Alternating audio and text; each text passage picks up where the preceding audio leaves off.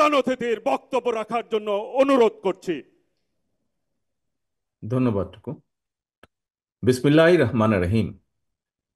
আজকের এই পবিত্র ইফতার মাহফিলে উপস্থিত বাংলাদেশের পক্ষের, গণতন্ত্রের পক্ষের রাজনৈতিক দলগুলোর শীর্ষ নেতৃবৃন্দ, উপস্থিত বাংলাদেশ জাতীয়তাবাদী দলের স্থায়ী কমিটির সম্মানিত সদস্যবৃন্দ, মাহফিলে অংশগ্রহণকারী সকল সম্মানিত অতিথিবৃন্দ, আসসালামু আলাইকুম। সারাদিন কষ্ট করে রোজা রেখে বাংলাদেশ জাতীয়তাবাদী দল বিএনপির আমন্ত্রণে আপনারা এই ইফতার মাহফিলে অংশ নিয়েছেন। দলের পক্ষ থেকে আপনাদেরকে জানাই আন্তরিক ধন্যবাদ এবং পবিত্র রামাদানের শুভেচ্ছা। রামাদানুন মোবারক।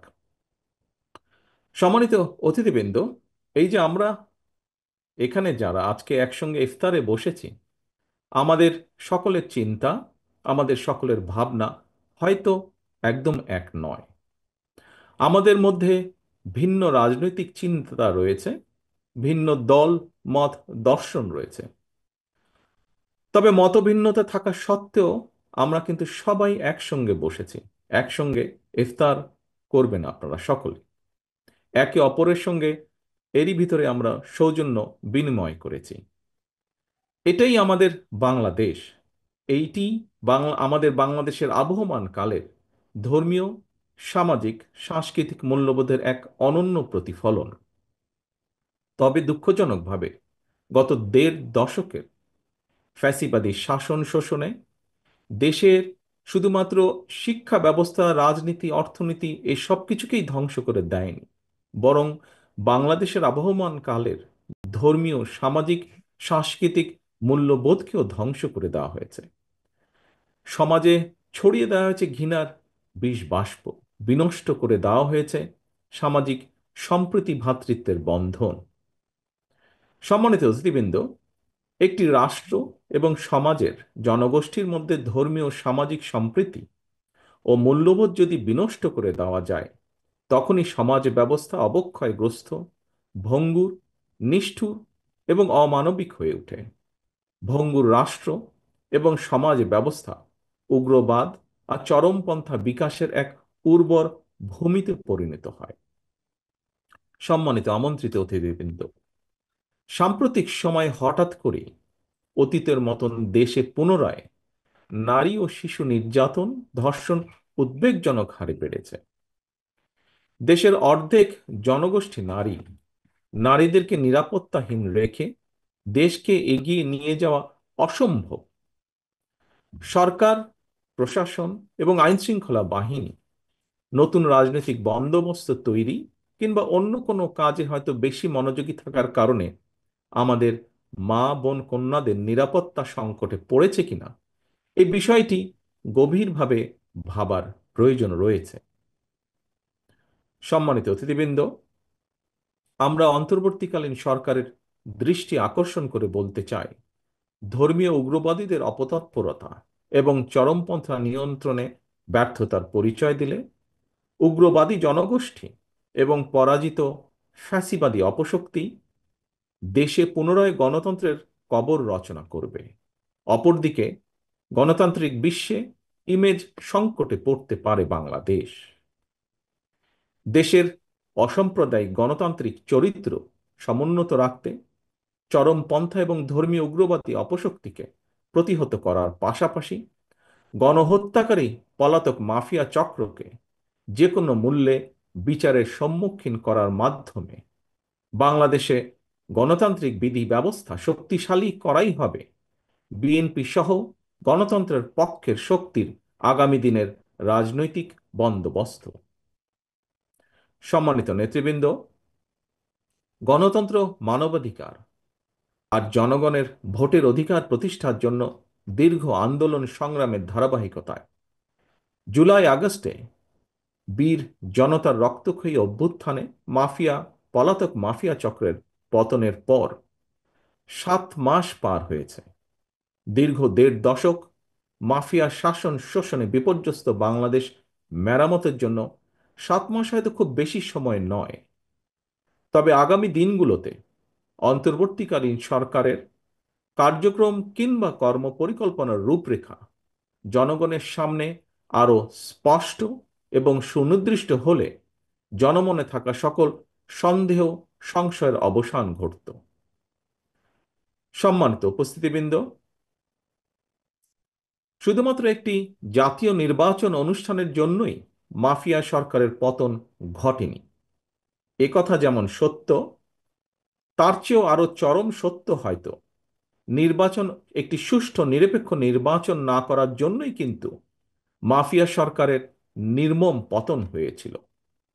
সুতরাং একটি নির্বাচনকে শুধুমাত্র কোনো একটি রাজনৈতিক দলের ক্ষমতায় যাওয়া না যাওয়ার বিষয় হিসেবেই বিবেচনা করার অবকাশ নেই। প্রতিটি জাতীয় নির্বাচনে জনগণ যার যার পছন্দের প্রার্থীকে ভোট দিয়ে নির্বাচিত করার সুযোগ পান। নির্বাচিত জনপ্রতিনিধিদের দ্বারা জনপ্রতিনিধিত্বশীল সংসদ এবং সরকার গঠিত হওয়ার সুযোগ তৈরি হয়। সর্বোপরি প্রতিটি সফল ও কার্যকর নির্বাচনের মাধ্যমে রাষ্ট্র ও সরকারের সঙ্গে নাগরিকদের গণতান্ত্রিক অধিকারের চুক্তি নবায়িত হয়। রাষ্ট্রের সঙ্গে জনগণের মালিকানার সম্পর্ক গভীরতর হয়। রাষ্ট্রে জনগণের মালিকানা প্রতিষ্ঠার লক্ষ্যে বিএনপি সহ গণতন্ত্রের পক্ষের রাজনৈতিক দলগুলো জাতীয় নির্বাচন অনুষ্ঠানের বিষয় সোচ্চার। কিন্তু অন্তর্বর্তীকালীন সরকারের কোনো কোনো উপদেষ্টা, এমনকি দু একটি রাজনৈতিক দলকেও জাতীয় নির্বাচনের ব্যাপারে ইদানিং কিছুটা ভিন্ন স্বরে কথা বলতে শোনা যায়। আমরা মনে করি জনপ্রত্যাশার প্রতি শ্রদ্ধা না দেখিয়ে নতুন রাজনৈতিক বন্দোবস্তর নামে গৌণ ইস্যুকে মুখ্য করে অকারণ সময় ক্ষেপণের চেষ্টা হলে সেটি জনমনে ভুল বার্তা পৌঁছবে। অন্তর্বর্তীকালীন সরকারের নিরপেক্ষতা এবং সরকারের কার্যক্রমের প্রতি জনগণের আস্থার সংকট সৃষ্টি হলে গণতন্ত্র প্রতিষ্ঠাকরণের যাত্রাপথ বিপদসংকুল হয়ে উঠতে বাধ্য। অপরদিকে এ ধরনের পরিস্থিতি শেষ পর্যন্ত পলাতক মাফিয়া চক্রের দোসরদের পুনরুত্থানের পথকেই সুগম করবে। সম্মানিত অতিথিবৃন্দ, আজকের এই ইফতার পার্টিতে বিভিন্ন গণতান্ত্রিক দলের যেসব নেতৃবৃন্দ উপস্থিত রয়েছেন, আপনাদের অনেকের সঙ্গেই পরামর্শ করেই রাষ্ট্র রাজনীতি মেরামতের লক্ষ্যে আজ থেকে প্রায় 2 বছর আগে বাংলাদেশ জাতীয়তাবাদী দল জনগণের সামনে 31 দফা সংস্কার কর্মসূচি উপস্থাপন করেছিল।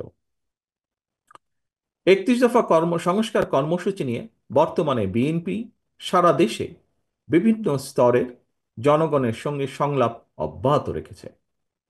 তবে আমরা আগেও বলেছি, আজও আপনাদের সামনে তুলে ধরতে চাই, এই 31 দফায় চূড়ান্ত নয়।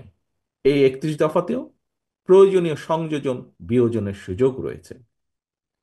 বিএনপি সহ প্রতিটি রাজনৈতিক দল মনে করে সংস্কার এবং নির্বাচন উভয়টিই প্রয়োজন। সুতরাং সংস্কার এবং নির্বাচনকে মুখোমুখি দাঁড় করানোর কোনোই প্রয়োজন নেই। রাষ্ট্রের রাজনৈতিক নীতি ব্যবস্থাকে শক্তিশালী এবং কার্যকর করার উপায় শুধুমাত্র কেতাবি সংস্কারের উপরে নির্ভর করে না। রাষ্ট্রের রাজনৈতিক নীতি ব্যবস্থাপনা শক্তিশালী হয় প্রতিদিনের গণতান্ত্রিক চর্চার উপরে। বিশ্বের গণতান্ত্রিক রাজনৈতিক ব্যবস্থায় শেষ পর্যন্ত রাজনীতিবিদরাই রাষ্ট্র এবং সরকার পরিচালনা করেন। সুতরাং রাজনীতি, রাজনীতিবিদ, রাজনৈতিক প্রক্রিয়া এবং গণতান্ত্রিকামী জনগণের বিচার বুদ্ধির উপরে আস্থাহীনতার প্রয়াস শেষ পর্যন্ত গণতান্ত্রিক বিধি ব্যবস্থাকে দুর্বল এবং প্রশ্নবিদ্ধ করবে। সম্মানিত অতিথিবৃন্দ, একটি রাষ্ট্রের একটি সরকারের মেয়াদ নির্দিষ্ট, কিন্তু দেশের রাজনৈতিক নীতি কিংবা রাজনৈতিক ব্যবস্থাপনা দীর্ঘস্থায়ী, দীর্ঘমেয়াদী।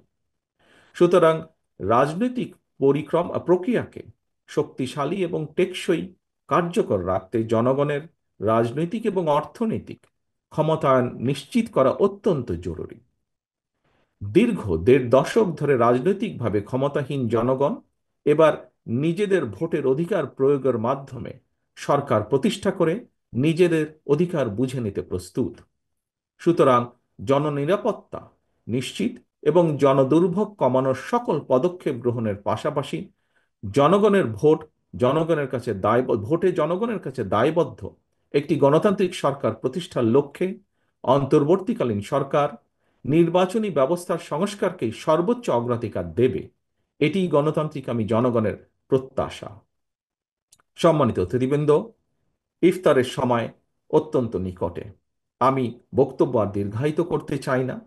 বর্তমান এবং ভবিষ্যতের প্রজন্মদের জন্য একটি বৈষম্যহীন, নিরাপদ, গণতান্ত্রিক মানবিক বাংলাদেশ প্রতিষ্ঠার জন্য একটি নির্বাচিত জাতীয় সরকারের মাধ্যমে বিএনপি রাষ্ট্র ও রাজনীতি মেরামতের কাজগুলো সফলভাবে সম্পন্ন করার লক্ষ্য নির্ধারণ করেছে। সেই লক্ষ্য পূরণে আসন্ন জাতীয় নির্বাচনে বিএনপি জনগণের রায় রাষ্ট্র পরিচালনার দায়িত্ব পেলে গণতন্ত্রের পক্ষে রাজনৈতিক দলের প্রতিনিধি এবং নির্বাচিত জনপ্রতিনিধিদের সমন্বয়ে জাতীয় সরকার গঠন করবে, যা অতীতেও আমরা জাতির সামনে কমিট করেছি।